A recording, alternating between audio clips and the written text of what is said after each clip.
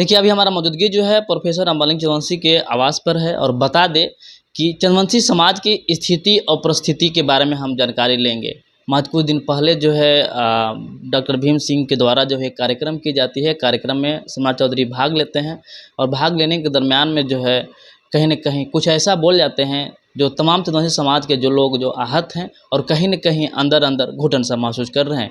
दूसरी बात यह भी है कि जब भी चंद्रवंशी समाज के जो बड़े-बड़े जो लीडर हैं एक बैनर तले आने की कोशिश करवाया जाता है, लेकिन आते नहीं हैं। अगर आप देखेंगे तो जो बड़े-बड़े पोस्टर में जो लीडर रहते हैं, वहाँ पे उनका फ़ोटो तो रहता है, लेकिन कुर्सी उनके लिए खाली रहती है। यही करेंगे मेरे साथ खास बातचीत करने के लिए चंद्रवंशी समाज के लिए, जो हमेशा जो है एक अलग ही मुद्दा लेकर के जो मुहिम छेड़े हुए हैं, प्रोफेसर रामबली सिंह चंद्रवंशी हैं, जो कि हम बात करने की कोशिश करेंगे। सर, क्या कुछ कहेंगे सर अपने जो समाज है चंद्रवंशी समाज, उसको लेकर के स्थितियाँ परिस्थितियाँ को लेकर के क्या कुछ आपकी ओपिनियन है? और जिस तरह से कार्यक्रम हो रहे हैं, उसको लेकर के क्या कुछ कहेंगे? देखिए, चंद्रवंशी समाज अत्यंत पिछड़ा वर्ग का एक प्रमुख घटक है बिहार के अंदर। और चंद्रवंशी समाज उन समाज के लोगों में है जहां बिहार में मात्र 10-12 जातियां ऐसी है जिसका रजिस्ट्रेशन, जातीय संगठनों का रजिस्ट्रेशन कलकत्ता में हुआ था। तो यह हम लोग सौभाग्यशाली हैं चंद्रवंशी समाज कि हमारे पुरखों ने, स्वर्गीय नथुनी बाबू ऐसे लोगों ने कलकत्ता में जा कर के रजिस्ट्रेशन कराया जातीय संगठन का। यानी हमारे जातीय संगठन का लगभग 125 वर्ष पूरा होने जा रहा है। तो 125 वर्ष पूरे होने के उपलक्ष्य में कई कार्यक्रम हो रहे हैं, जगह जगह हुए भी हैं। शताब्दी वर्ष पूरा कर चुका है। लेकिन दूसरे तरफ है चंद्रवंशी समाज के राजनीतिक और सामाजिक स्थिति पर जब आप ध्यान देंगे तो निश्चित रूप से आज हम अपने को ठगा महसूस पाते हैं। चंद्रवंशी समाज में परिवर्तन जितनी उम्मीद थी राजनीतिक और सामाजिक और आर्थिक, वे परिवर्तन नहीं हुए। उसके वजह साफ ये है कि जिन लोगों ने चंद्रवंशी महासभा के अपने कंधों पर बोझ उठाया चंद्रवंशियों को भला करने के लिए, उन लोगों ने अपने व्यक्तिगत हित की बात सिर्फ की। उसी का परिणाम आज है कि एक ही रजिस्ट्रेशन का आज 3-3 महासभा चल रहे हैं। तब महासभा एक औजार, एक टूल्स बन कर के रह गया कि हम महासभा के अध्यक्ष बनेंगे तो हमारा राजनीतिक उत्थान हो जाएगा, राजनीतिक भागीदारी हमको मिल जाएगी, राजनीतिक मेरा व्यक्तिगत भला हो जाएगा। इसी के वजह से देखेंगे कि बादशाह आज़ाद जी पहले थे अध्यक्ष, उनका भला हो गया। उसके बाद रामचंद्र जी अध्यक्ष थे, उनका भला हो गया। चंदेश्वर चंद्रवंशी जी अध्यक्ष थे, उनका भला हो गया। तो यह देखा देखी आज भी सब लोगों में यह स्वार्थ व्याप्त है। उसी का नतीजा है कि आज 3 खंडों में महासभा चल रहा है, जो हमारा सबसे पुराना ऑर्गेनाइजेशन है, सबसे पुराना संगठन महासभा था। और वह महासभा आज 3 अध्यक्ष हैं, 3 महामंत्री हैं। रजिस्ट्रेशन नंबर एक ही है लेकिन 3 अध्यक्ष हैं। तो सबसे बड़ी जवाबदेही और गलती तो होती है महासभा में। दूसरी बात आप आएँ कि जो चंद्रवंशी समाज के जो छुटभइये नेता हैं, वह लोग समाज को एक फैक्ट्री के रूप में न इस्तेमाल करके, समाज का चिंतन मनन न करते, समाज के जो मुख्य समस्याएं हैं उस पर ध्यान न केंद्रित करते हुए अपने विकास के लिए, अपने आगे बढ़ने के लिए कुछ भी तरह के कर देते हैं। उसी का प्रसंग एक आपने देखा होगा अभी हाल में 22 सितंबर को, विगत 22 सितंबर पटना में श्री कृष्ण मेमोरियल हॉल में चंद्रवंशी ललकार सम्मेलन आहूत की गई माननीय सांसद, राज्यसभा सांसद डॉक्टर भीम सिंह जी के द्वारा। चंद्रवंशी ललकार सम्मेलन था, लेकिन जब बिहार भर के चंद्रवंशी उस जगह देखे तो देख रहे हैं कि मंच पर चंद्रवंशी के रूप में एकमात्र अकेले भीम सिंह हैं और बाकी जितने भाजपा के नेता थे गैर चंद्रवंशी, वे सब मंच पर विराजमान हैं। वो भारतीय जनता पार्टी के अध्यक्ष चाहे हो, चाहे दोनों डिप्टी सीएम हो, चाहे कई केंद्रीय मंत्री हो, यह देख करके लोगों को वैसे ही लगा कि जैसे आप एक दुकान में बोर्ड लगी हो शाकाहारी भोजनालय, और जब बोर्ड के देख करके आप अंदर घुसते हैं कि यहाँ तो शाकाहारी भोजन होगा, लेकिन वहाँ पर परोसे जाते हैं अंडा, मीट, मुर्गा, मछली।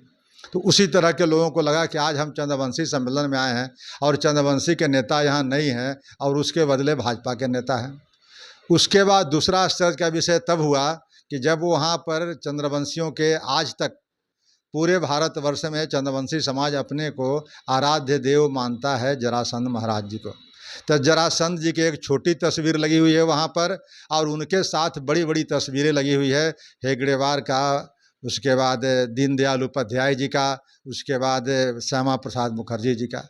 यानी पहली बार डॉक्टर भीम जी के द्वारा चंद्रवंशियों को एक तरह से क्या कहें भगवाकरण करने का प्रयास किया गया। जबकि चंद्रवंशी समाज पिछड़ा वर्ग के अंतर्गत, अति पिछड़ा वर्ग के अंतर्गत एक मुखर जाति है और अभी विकासशील भी नहीं हुआ है, अभी विकास के पौधान पर बहुत नीचे है। तो इनके जो पुरखे रहे हैं वो चाहे महात्मा फुले रहे हो, चाहे अम्बेडकर रहे हो या जननायक कर्पूरी ठाकुर रहे हो, उनके आदर्शों पर चलने वाली जातियां का भगवकरण करना ये निश्चित रूप से कहीं न कहीं अपराध की तरह लगा। तीसरी उससे भी बड़ी बात कि आज से 100 सवा 200 साल पहले जाति पेशागत के पेशा से जातियों का संबंध था, लेकिन आज के इस आधुनिक युग में किसी जाति को पेशा से आप नहीं जोड़ सकते हैं।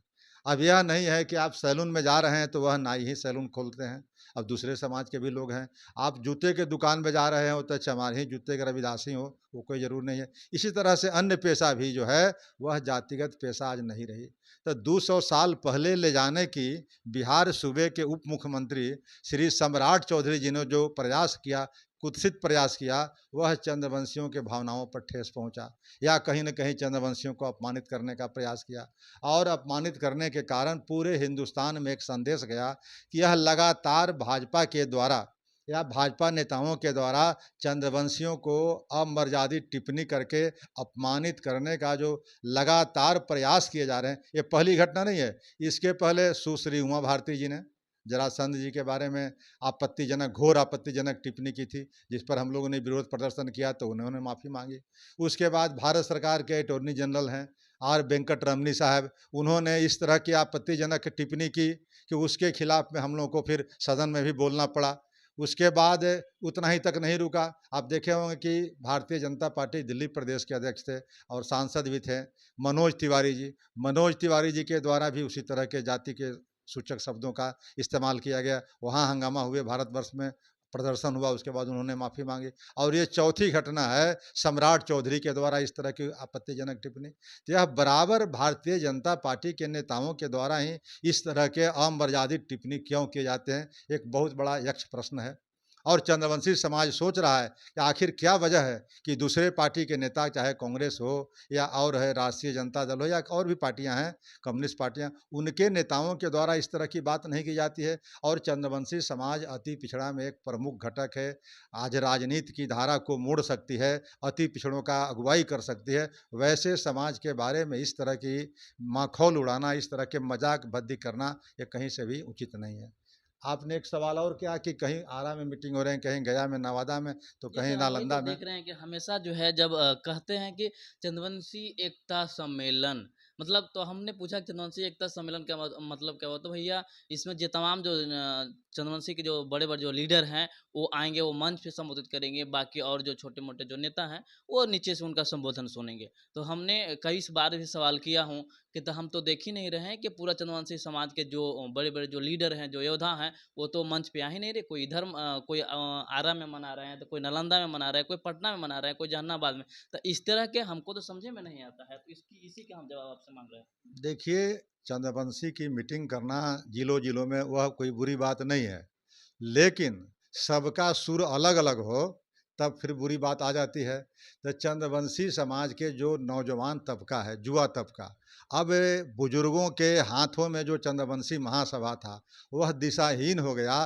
तब जा कर के आज है जो है युवा चंद्रवंशी लोगों ने अपने हाथों में कमान लेकर के इस तरह के प्रयास कर रहे हैं कि अब हम चंद्रवंशी समाज को गलत हाथों में या गलत रास्ते पर नहीं चलने देंगे। आज चंद्रवंशी समाज की समस्याएं क्या है? अभी हाल के दिनों में 2015 में तेली तमोली दांगी को डाल दिया गया मूल अति पिछड़ा में। तब मूल अति पिछड़ा में डालने से हमारे हजारों नहीं लाखों की संख्या में अति पिछड़े वर्ग के लोग, उसमें चंद्रवंशी समाज भी है, प्रभावित हो रहा है। तो उस आंदोलन को मैं पिछले 8 वर्षों से लड़ रहा हूं, लेकिन उसमें चंद्रवंशी समाज के तथाकथित नेता हैं, उनकी कोई भागीदारी नहीं है। दूसरी जो समस्या है कि आज चंद्रवंशी समाज की आबादी लगभग 2% है, तो 2% का आबादी के हिसाब से जो बिहार की आबादी है, उस हिसाब से हर साल हर पंचवर्षीय योजना में 5 से 6 विधायक होने चाहिए थे, लेकिन अभी आज़ादी के बाद से आज तक 1 से 2 विधायक नहीं हुए। तो यानी कहने का मतलब है कि राजनीतिक भागीदारी भी आपकी नहीं मिल रही है। तो इन सब बातों पर विचार करने के लिए, उसको शिक्षा से जोड़ने के लिए, रोजगार से जोड़ने के लिए जो युवा वर्ग आ रहा है कि चंद्रवंशी समाज में चेतना जगाएं कि शिक्षा के प्रति ललक हो, रोजगार के प्रति हो, व्यवसाय के प्रति हो और राजनीतिक भागीदारी हो। इन सब सवालों पर अगर जिलों में चर्चा कहीं हो रही है नवयुवकों के द्वारा, तो मैं उसको अप्रिशिएट करता हूँ, तारीफ़ करता हूँ और ऐसे चर्चा होने की आवश्यकता है, ताकि जो बुजुर्ग लोग आज इस महासभा के अपने हाथ में बागडोर लिए हुए, जैसे माननीय डॉक्टर प्रेम कुमार जी, ये वर्षों से मंत्री रहे हैं और आज तक ये अध्यक्ष बन करके एक गुट का कहते हैं कि हम भी अध्यक्ष हैं, लेकिन चंद्रवंशी समाज के ज्वलंत समस्या है उस पर एक लाइन इनका बयान नहीं आता है, एक कोई कार्यक्रम नहीं होता है, लेकिन अध्यक्ष के पद पर बने हुए रहते हैं। दूसरे हैं अशोक आज़ाद जी, जो कहते हैं कि मैं भी महासभा के अध्यक्ष हूँ, एक लाइन का संघर्ष उनका नहीं है, कहीं कोई चर्चा नहीं करते हैं। तीसरे हैं रामचंद्र चंद्रवंशी जी के सुपुत्र ईश्वर सागर जी भी, उनको भी कोई महासभा के या समाज से लेना देना नहीं है। तो ऐसे लोग महासभा के पदों पर सिर्फ विराजमान है और आम चंद्रवंशी को दिग्भ्रमित कर रहे हैं। वैसे स्थिति में चंद्रवंशी समाज आज भीतर भीतर आंदोलित है और ऐसे नेताओं को भी अपनी औकात बताने के लिए आगे बढ़ रहा है।